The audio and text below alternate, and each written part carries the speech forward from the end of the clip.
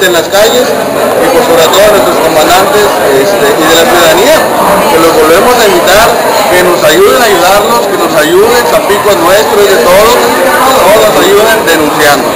La denuncia es anónima, me atrevo a darles mi teléfono, 315-5571, estamos a tus órdenes. Es un gobierno de calidad, queremos marcar el cambio, pero necesitamos que Tampico nos ayude. Pruebas de confianza, pues entran muchos factores. No hay más que nada saber pues, que no tengamos, digamos, que nuestra confianza sea con la ciudadanía. Eso significa que las pruebas de confianza van a demostrar que no tenemos vínculos con voy a decir tal cual, con cosas que no debamos tener. Que somos gente que quiere trabajar, gente que no tiene, también tienen ahí antecedentes que pueden estar encontrados. Todo eso son pruebas de confianza. También vienen los exámenes de capacidad para saber, psicométricos, para saber si realmente estamos capacitados para dar ese trabajo. También tenemos una psicóloga que nos está apoyando, ahorita no recuerdo el nombre, por ahí si me buscan les paso el nombre, en la estrategia de analizar a cada uno de estos elementos y apoyarlos inclusive personalmente.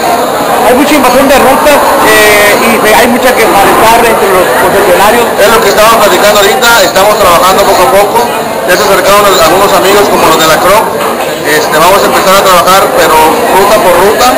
Ahorita lo que estamos haciendo, porque desgraciadamente seguimos batallando en cuestión de que siguen siendo los aceleradores muy fuertes, sobre todo en el primer cuadro de la ciudad, estamos empezando con invitaciones, seguiremos con amonestaciones y ya después a tomar medidas ya como infracciones o cosas más drásticas, ¿verdad? Pero estamos con el diálogo, porque sabemos que todos los tampiqueños vamos a cooperar y volvemos a repetir, Tampico es de todos y sabemos que nos va muy bien. En cuestión de corrupción vamos a tratar de hacer todo lo posible para quitarla, porque la tolerancia es cero.